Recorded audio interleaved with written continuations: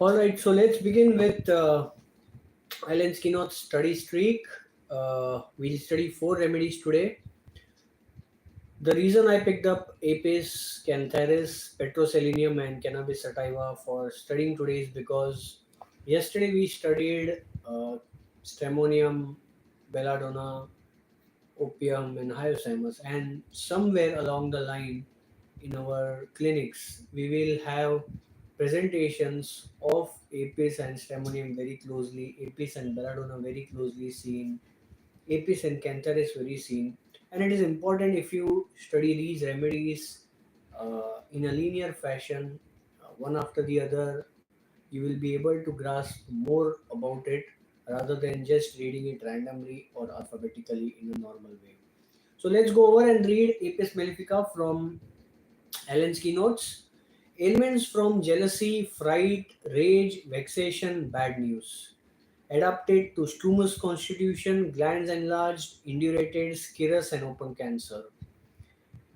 So it is mostly a remedy which has a wide range of aggravation ailments from, you can see ailments from begin from right from jealousy, which we saw in hyoscyamus, fright, rage, which we saw in stemonium, and vexation and bad news, which we have seen in gelsemium, or bad news also affects calcarea carb to a lot of extent. There is a rubric in Kent repertory which is giving you calcarea carb as the only remedy, and the rubric name is fear of hearing cruelties. But the presentation will be different here. The presentation will be different. The seat of action will be different. There, the seat of action will be different. That is the one of the differences. Next line we saw about some constitution which is mentioned. The constitution is important because it focuses on the glands, on the constitution which are affected by uh, humidity and also by warmth, and also it is a very good remedy suited for terminal stages of cancers or cases where there are open cancers. The organ has been destroyed to a lot of extent. Going further, there is a very peculiar mental symptom which we see, which is irritable, nervous, fidgety, and hard to please. Now, there are very few remedies mentioned in the Materia Medica and repertory for hard to please. Basically, it means that the person cannot be convinced easily enough. They have a high level of critical attitude, and they will be highly fastidious, and they'll be perfect to a highest degree. So this is one of the remedies, Apis mellifica. The other remedy also for hard to please is ipecac. If you go in synthesis repertory, you will see the rubric hard to please, ipecac is mentioned in it. So similarly, if you keep these remedies in mind when the patients present to you, you will remember it from the repertory, from the Materia Medica, any place, and then you will be able to prescribe. Then you have something which is opposite of hard to please or irritability, which is weeping, disposition, cannot help crying, discouraged, and despondent. So there are extreme polarities. I have discussed that in the previous sessions also, that there are polarities in the remedies, and we need to accept that. And once we accept that and see those polarities, we will be able to be better prescribers in our clinics rather than just prescribe for one state of the patient, which is one state of the remedy rather, which is weeping, weeping, weeping, weeping, weeping. We are seeing weeping for pulsatilla and giving for that weeping. It can be diametrically opposite also, which is irritability. So in Apis mellifica, we have something that is of a person that is of a weepy nature, cannot help crying. Uh, there is a discouraged state and despondent state, which is similar to pulsatilla, the remedy mentioned in the brackets. Next, we have women, especially widows, children, and girls who, though generally careful, become awkward and let things fall from their hands while handling them. So, many times in your clinics, when patients come to you, they will be giving you reports, or they will be submitting reports to the receptionist at the front desk. If there is an element where awkwardness involves, or kind of they are not able to handle it easily, they will drop it thick very easily. Patients may also tell this to you in their case taking, that things fall very easily from hand. But something that comes voluntarily from patient is rare. This can be used as a confirmatory tool for the patient when we think of the APIS as a constitutional remedy or subacute remedy. Bad effects of acute exanthema or imperfectly developed or suppressed, like the remedies income, measles, scarlatina, and urticaria. So you have skin eruptions which are coming.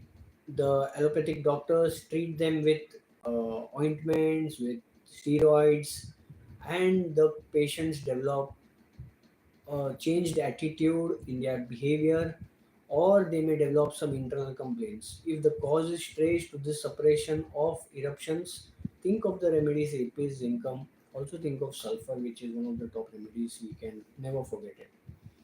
Then we have sudden shrill piercing screams from children while waking or sleeping, like the remedy Hellibolus. Now, this is a symptom which is mentioned for patients who will be going to sleep, and they'll be shrieking, they'll be shouting, because the kind of silence that they will be experiencing while going to sleep disturbs them. They want noisy environments, or want to make noise themselves. This is one aspect. But things are not mentioned in Materia Medica to be read from only one aspect. You have to understand from different aspects. And how will you understand from different aspects? By just reading some parts of the symptom which are mentioned. For example, there is a mention of sudden shrill, piercing screams from children. So even if you consider this part, you will see that most of the cases that have ADHD, attention deficit hyperactive disorder, they are, or some children who have autism, or children who are very very very hyperactive, they will have some element of hyperactivity, screaming, shouting, making noise, uh, involving everyone around and disturbing them, kind of a, you see the behavior which we always know to prescribe tarantula. In those cases, we think of tarantula, but we forget Apis mellifica. Apis mellifica can be considered when the shrieks are loud enough, they are trying to gain attention, and the nature of the patient also, when we get to know from the relative, from the mother, is like they are always in a rage, they are very angry, and they get very irritable and jealous very soon. So these are the components that you'll bring together and prescribe for Apis mellifica in a ADHD case, or rather I would say. Next, you have extreme sensitiveness to touch, like the remedies belladonna and lachesis. So it is like a honeybee, which kind of is ready to sting anytime. If you do anything to them, they are ready to sting you back anytime, any moment. Pains, which are burning, stinging, sore, suddenly migrating from one part to the other part. We saw this also in Calibicromicum, cann, pulsatilla. But if the pains have burning nature, when they are having wandering pains, then we can think of apis. Otherwise, thinking of apis for such conditions would be shooting in the air without hitting the target. Then you have thirstlessness in anasarca, in ascites. Similar presentation is there in acetic acid, but there is great thirst in acetic acid. Apis mellifica affects the right side. There may be enlargement or dropsy of right ovary, right testicle, etc. etc. The eyes are edema, having edematous look. There is bag-like puffy swelling under the eyes. If it is over the eyes, it is calica. If it is under the eyes, it is apis mellifica. So it is one of our top remedies to think for conjunctivitis, or in cases where there is lower eyelid swelling.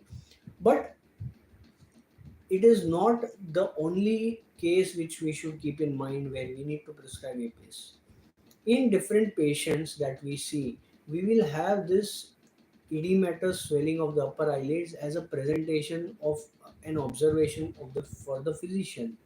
In those cases, we can think of APIS for prescribing, if even if there are no eye complaints, just there is edematous swelling of the eyelids. So there are a lot of prescriptive pointers hidden in this way.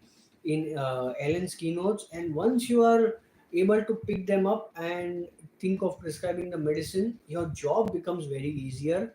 You may probably have more quickness in prescribing than just wait for the right moment to ask the question and you know think what next I should give or what next I should feel. So edema under the eyelids is a top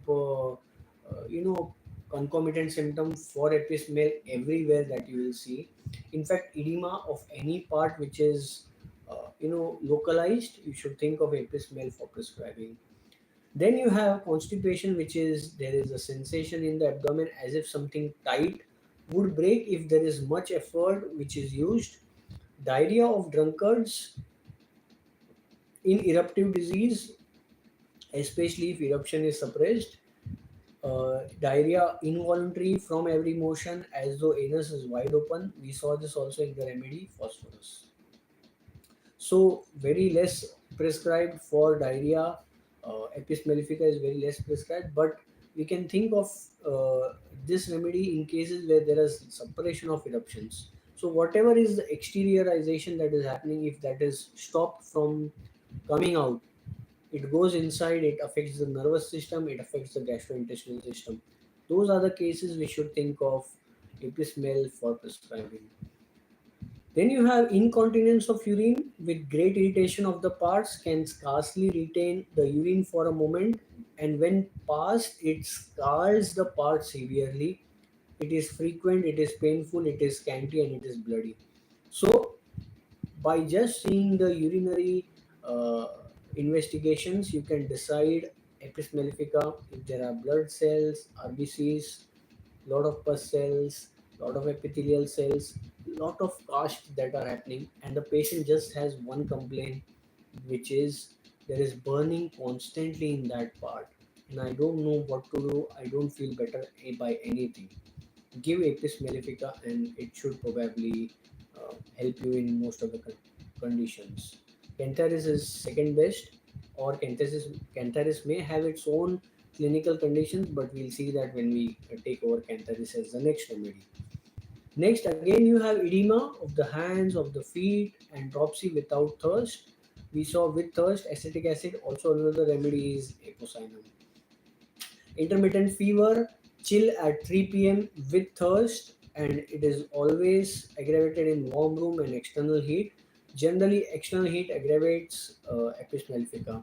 So, all those who wish to study and master fevers should join this upcoming workshop of fevers, which I am conducting from the August of 15th, and it will give you an idea of how do you take the case in fevers, case checking pro forma, and the materia medica of different remedies frequently indicated in fevers, the repertory rubrics, and video cases and before after investigations. It's just not um, someone coming and telling you about what you need to do, but how step by step you will be investigating different cases of fevers, which is a tough task in itself. So whatever is written in Allen's keynotes or different books is very scattered, is very raw. There is still not a proper documentation of different fever presentations. Barely a few books are there. So practically, what will you see? How will you see? That is what I'll be sharing in the fever workshop. So those who wish to join can just drop us a message and you'll get the details. Next we have is Apis mellifica aggravation modalities. Is there after sleeping, which we saw in cases also, which we saw in opium also, we saw in bromine also. But here it is a bit of different sphere of action.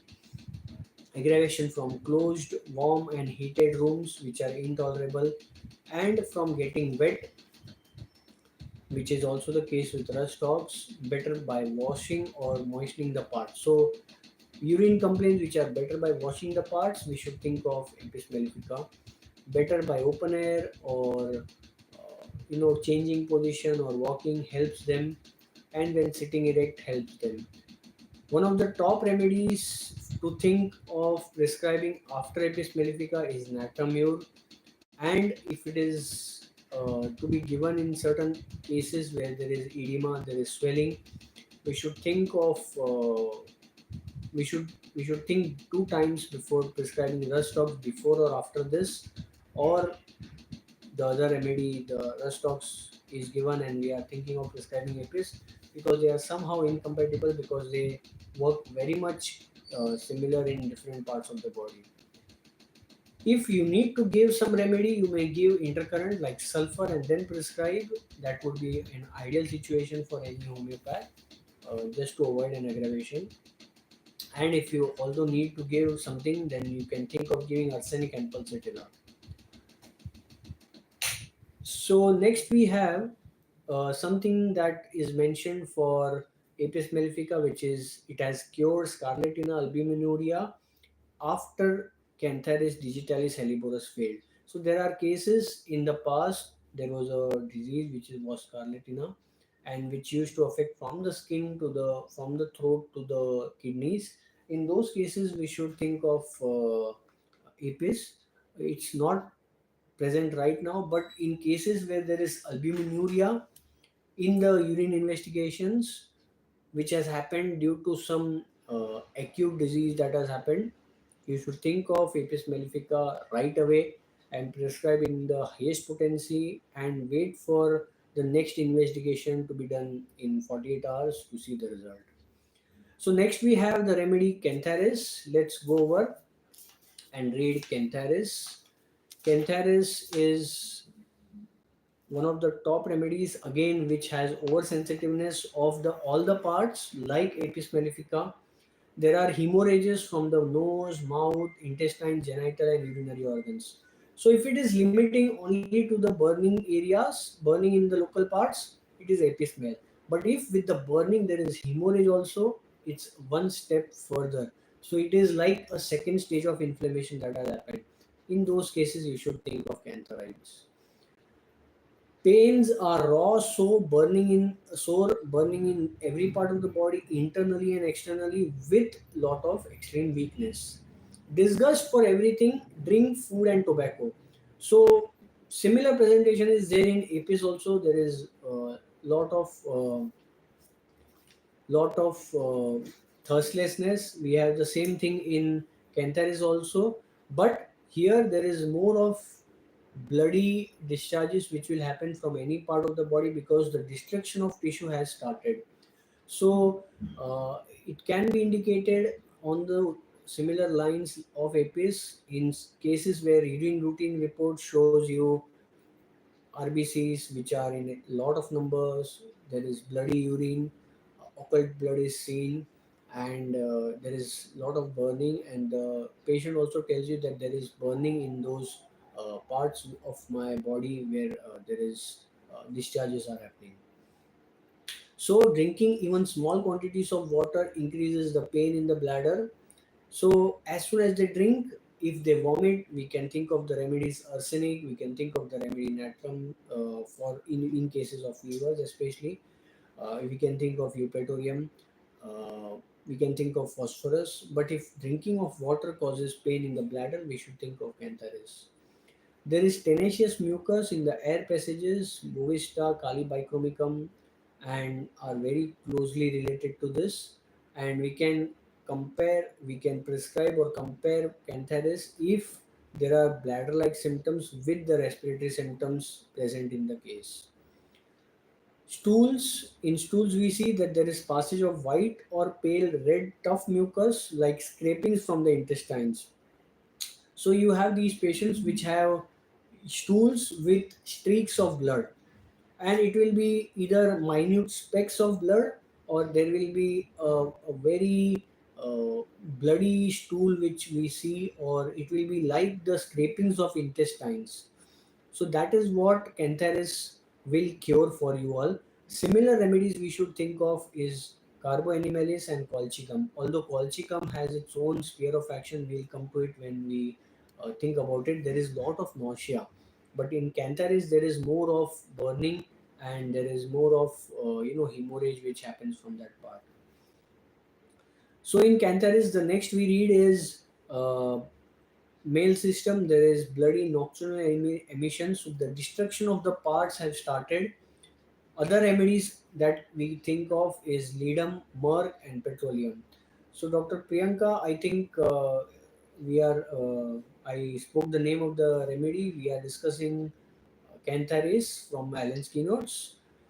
Then we have in Allen's keynotes for cantharis sexual desire, which is excessive, which prevents sleep, and there is violent priapism with excessive pain. Other remedies being picric acid. So if you are able to prevent a case which has phimosis, paraphimosis, priapism, etc., etc., by landing into surgeon's hand, you will be more than happy because these are the cases which always the homeopath fails at, and there is a very limited scope. Surgeon may need to intervene, and once they intervene, your job is actually done. In Cantharis, next we read is constant urging to urinate, passes a few drops at a time, which is mixed with blood. There is a very beautiful remedy, small remedy, which is close to Cantharis, which is named as petros, in which you will see sudden desire to urinate but lot of itching in the urethra. So if in some cases you will see there is only one symptom in the case, which is lot of itching, they feel like itching in the urinary organs, and they actually itch a lot, and they are small children, or the mothers tell that the child is always putting hand there and kind of itching there and feels that there is something there over there. Those cases can be given petroselenium. If the destruction has happened, think of cantharis. How will you know that destruction has happened? By seeing the urine routine report, the urine is bloody or has blood tinged in the urine. In cantharis, we see there is intolerable urging before, during, and after urination. Also, there are violent pains in the bladder. There are burning and cutting pains in the urethra during the passage of urine, violent tenesmus, and stranguli. So, the only way to confirm cantharis would probably be that you ask the patient how many times do you go to pass the urine if you have the desire. If they tell you that once I go, I come back and again I have to go, that is tenesmus for you to understand. Think of Cantharis, think of Mercor. I would rate Cantharis and Mercor on par for such tenesmus cases.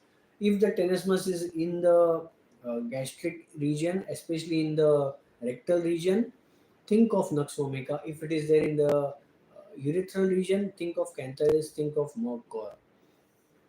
In fact, Merc is one of the relative remedies for Cantharis mentioned in the end. And there is burning, but also the patient wants to go to pass urine in cantharis, which is very important, and it is the red strand of cantharis in all the inflammatory affections. So we come to an end where it is mentioned that there is also skin eruptions, vesicular erysipelas, vesicles all over the body which are sore and suppurating. So if you are a good student, good medical student, I would say, and you know what are the stages of the skin eruptions. First, there is macule, then there is papule, then there is pustule, then there is vesicle. If any remedy has the mention of vesicle, you know that vesicles happens after a stage of passing through all these stages. It means for the homeopath that this remedy acts much deeper in cases where there has been destruction which has started, or in cases where the second or third degree of inflammation has started.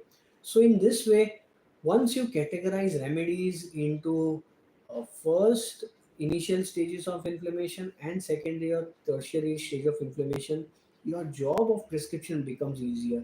You just get the reports of the patient, just see the picture of the patient, of the skin, of the part which is affected, and you see the destruction that is happening. Think of remedies which will cause the destruction. If there is no destruction that has happened in the reports, in the pictures of that part, then think of the remedies which will cause the primary level of affection, rather than going deeper and prescribing something else and going misleading yourself. So in cantharis, we have skin which is having vesicular erysipelas, vesicles all over the body which are sore and suppurating. Erythema from exposure to sun rays like sunburn, or it is actually a sunburn, and burns and scars which are relieved by cold applications. If the blisters have not developed, cantharis would probably help in the healing faster. And if the skin is unbroken, you can apply this medicine. It is one of the ointment also which many homeopaths keep with them for burns. It is a very good reliever and also leaves, eradicates the mark which is present from the burns. So we can, prevent vesication by giving this tincture applied with distilled water. And if the skin is broken, then try to give the medicine internally. Depends on how much damage is done, and then accordingly you can decide. So cantharis is very similar to apis, arsenic, equisetum, and myrrh. The only difference I would say, apis would be rated as the milder form of cantharis, I would say, because there is less destruction that has happened. Cantharis would be more fulminant and more deeper destruction that has happened. So next we read the remedy petroselenium, which is mentioned somewhere in P, which is very much related to cantharis, and there is a very peculiar symptom of petroselenium. The symptom is that there is itching in the urethra. But before that, we see that there is a symptom mentioned for physical generals: thirsty and hungry, yet as soon as they begin to eat, they lose all desire to eat. This is reverse of calcarea carb, it is mentioned. Now, we also saw in lycopodium this symptom very important, which was that once they eat, they have more desire to eat. But here it is exactly opposite, and that is thirsty and hungry, yet as soon as they begin to eat or drink, they lose all the desire. And this is also present in one of the top remedies of our materia medica, which is silica. Go to Kent repertory, appetite increased, vanishing on attempting to eat. Only remedy is silica. So it's not mentioned over here, but you see in the repertory it's mentioned. And if you know how to juggle between materia and repertory, your job becomes very easy. So that is petroselenium for you all. And next we have urinary symptoms of petroselenium: intermittent fever, complicating traumatic or chronic urethritis or stricture with abdominal affections and perverted or defective assimilation. Sudden urging to urinate, like we saw in cantharis. Child is seized suddenly with the desire to urinate, and if it cannot be gratified, he jumps up and down. There is burning, tingling from the perineum throughout the whole urethra. The entire urogenital tract is affected, and badly, patient is badly suffering. There is frequent and voluptuous itching or tickling in the fossa navicularis, which is just near the urethral opening. Then we have gonorrhea, or in gonorrhea or similar cases, we would see there is sudden irresistible desire to urinate, intense biting, itching deep in the urethra. Must rub it with some rough article in the urethra for amelioration. Pain at the root of penis and back of the bladder, gleat. You can compare this remedy with cannabis sativa, cantharis, murk sol in sudden desire to urinate. Cannabis sativa is the next remedy we undertake. But before proceeding, petroselenium should be remembered if you have a patient in clinic which has, you know, clinical condition which is urinary infection. There are a lot of pus cells, lot of RBCs which you see in the urine report, and just the only symptom being itching in the urethra or some vague sensation. At times, patients are not able to describe the itching, but they will tell you that there is a vague sensation. Just by the reports and one symptom of the patient, you will be able to prescribe it in a much faster way and better way. Let's go to cannabis sativa, which is almost closely related to petroselenium. So, cannabis sativa, which was close to cantharis, just the previous remedy, sensation of as of drops of water falling on from single parts on the head from the anus, stomach, or heart. Now, this sensation I have already discussed earlier. many patients would not be able to describe it, or they don't reach the stage of sensation. So it's just for the memory purpose. One in thousand cases would probably reach the sensation level, or there will be certain class of patients in certain areas who will be able to tell you more about sensations. In those cases, we can memorize them, we can remember them and prescribe.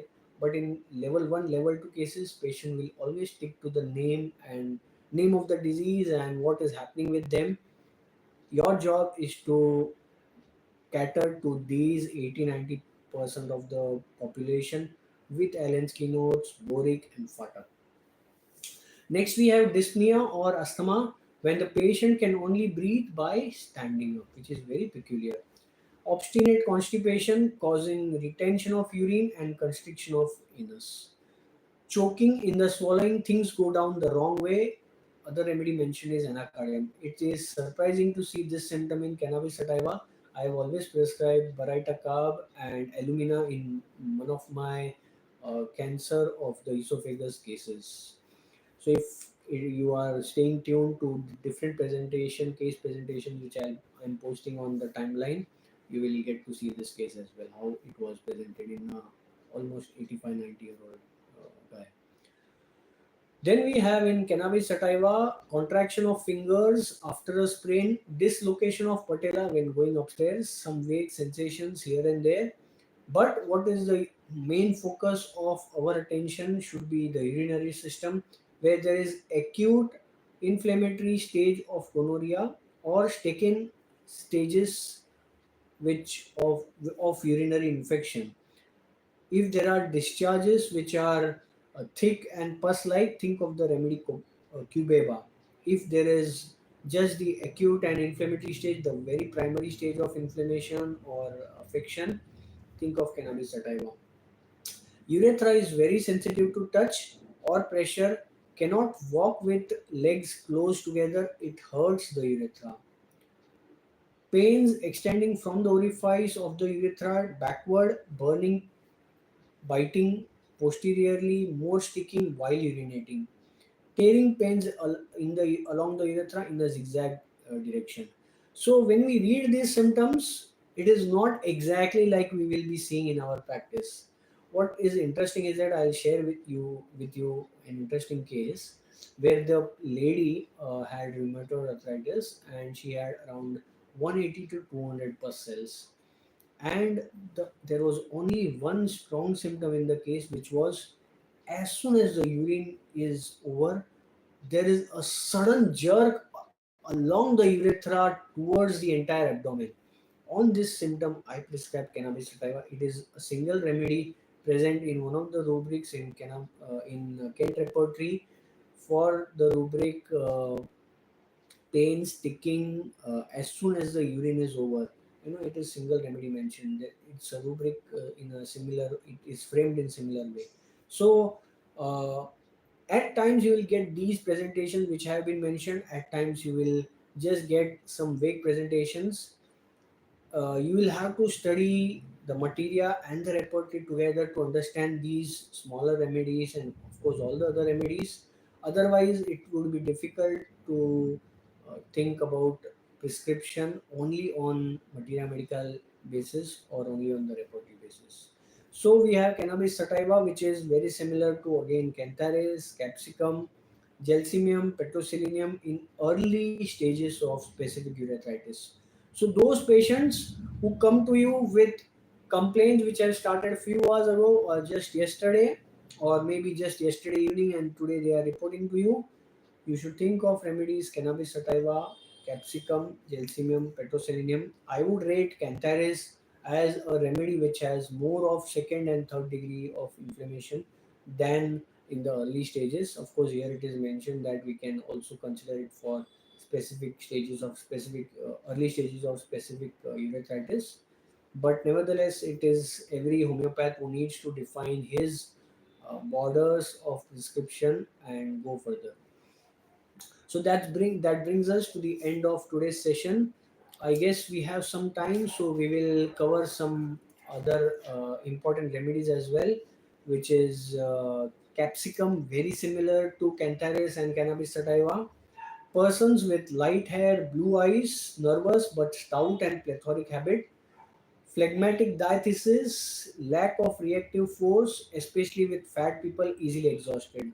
So I already discussed yesterday also when we were discussing about belladonna that calcarea carb has many acute satellites. Belladonna and rustox are one of them. Similarly, cuprum is one of them.